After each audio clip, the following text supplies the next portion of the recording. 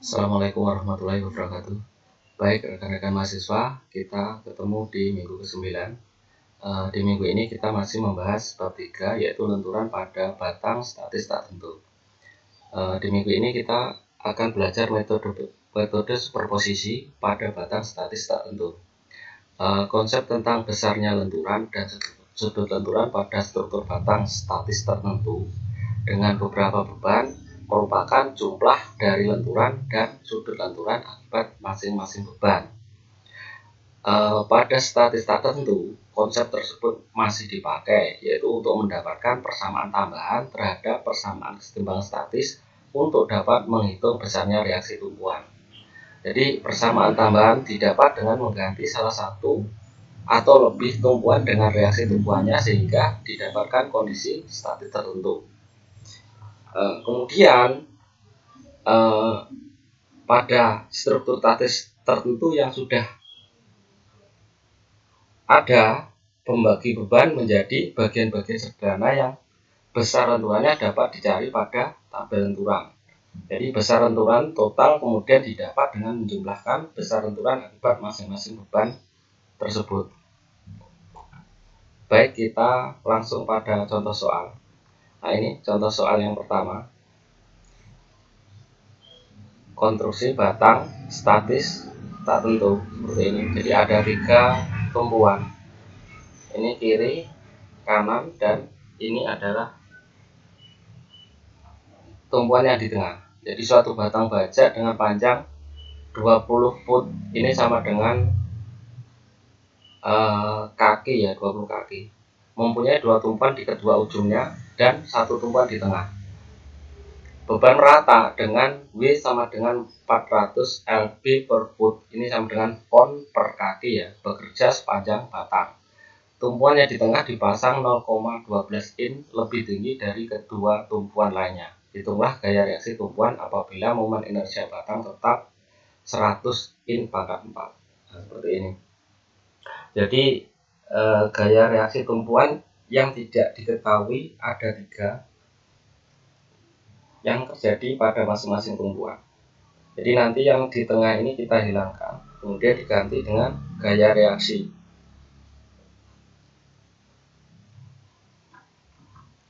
Nah, ini nanti kita pakai RC ya untuk yang di tengah. Nanti jadi seperti ini. Jadi struktur batang menjadi struktur statis tertentu dengan 2 beban dan 2 tumpuan. Nah, lenturan yang terjadi pada bagian tengah batang adalah jumlah dari lenturan akibat beban merata YW ini dan lenturan ke atas akibat gaya pengganti tumpuan YR ini ya. Jumlah kedua lenturan ini adalah sama dengan posisi ketinggian tumpuan sebelum digantikan dengan gaya reaksinya. Jadi YW ditambahkan YR sama dengan 0,12 in. Besarnya YW dan YR dapat dilihat pada tabel 21 bab 2 minggu keempat. Nah, ini ya. Untuk yang tadi adalah case 7 ya ini. Y lenturan yaitu 5 WL pangkat 4 per 384 DI atau pakai tabel profil konstruksi baja Insinyur Hadi Santosa. Nah, ini sama yang ini. Nah, ini nilai YW case 7. Karena di sini memakai satuan lb per foot, jadi nanti kita samakan karena ada satuan in untuk inersianya, jadi kita samakan ke inci ya. Nah, ini 5 dikalikan 400 per 12, jadi ini untuk 12 ini 1 foot itu sama dengan 12 inci. Nah, ini kemudian ini untuk nilai E nya modulus elastisitas dalam peraturan bangunan Indonesia untuk struktur baja E sama dengan 2,1 kali 10 pangkat 6 kg per cm persegi. Nah, ini nanti kita jadikan LB per in kuadrat, jadi menjadi 30 kali 10 pangkat 6. Nah, ini nanti didapatkan nilai 0,48 in. Kemudian untuk YR ya ini case 6. Nah, ini untuk beban terpusat. Y atau lenturannya sama dengan min PL pangkat 3 per 48I. Nah ini. Kemudian sama, kita jadikan satunya sama. Didapatkan nilai 9,6 RC per 10/45 In. Kemudian dari dua persamaan itu kita jumlahkan 0,48 In ditambah 9,6 RC per 10/45 In sama dengan 0,12 In. Sehingga didapatkan nilai RC, gaya reaksi yang ada di tengah, yang di tumpuan yang kita hilangkan itu adalah 3750 lb atau pon. Karena kedua tumpuan itu simetris antara kanan dan kiri, bebannya di tengah, maka kita dapat menggunakan keseimbangan statis, itu sigma F sama dengan 0. Jadi RL sama dengan RR, jadi reaksi yang di kiri sama dengan reaksi yang di kanan, itu WL dikurangi RC dibagi 2.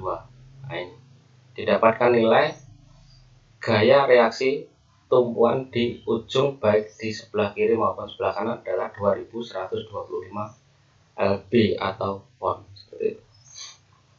Nah, kemudian ini contoh yang kedua. Ini adalah suatu batang yang ujung-ujungnya dikenai tumpuan jepit-jepit. Jadi ini benar-benar statis tak tentu. Ini harus dijadikan statis tertentu. Jadi kita hilangkan salah satu tumpuannya. Jadi nanti jadi seperti ini. Jadi ini akibat tumpuan yang kita hilangkan, nanti ada momen reaksi sama gaya reaksi. Nah ini. Nah, nanti lenturannya ada 3, yaitu lenturan akibat beban P, kemudian lenturan akibat gaya reaksi yang di sebelah kanan, dan lenturan akibat momen reaksi. Nah ini nanti kita jumlahkan, didapatkan lenturan untuk batang di ujung kanan. Nah ini untuk YP1, ini case 1 ya. Nah ini case 1, lenturan sama dengan min PL pangkat 3 per 3EI. Nah ini L nya adalah A. Nah ini jadi jarak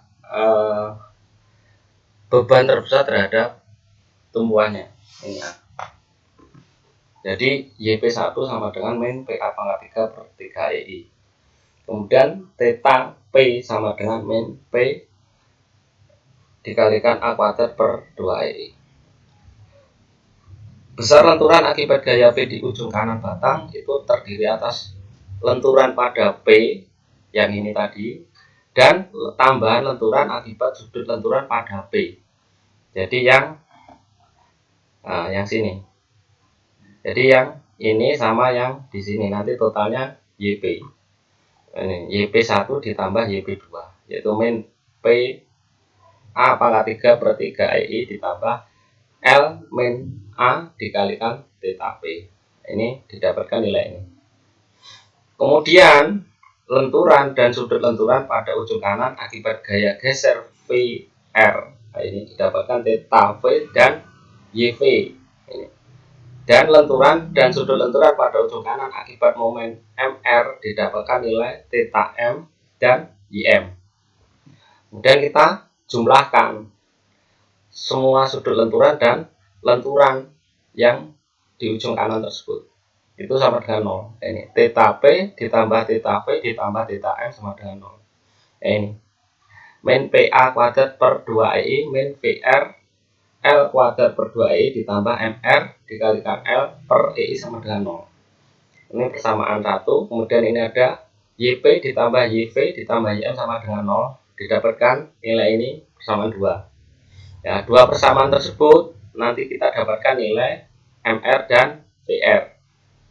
Nah, setelah itu dua reaksi tumpuan lainnya dihitung dengan dua persamaan dari keseimbangan statis, yaitu sigma momen sama dengan 0 dan sigma F sama dengan 0. Nah, nanti didapatkan nilai ML dan VL. Baik, itu adalah metode superposisi pada struktur statis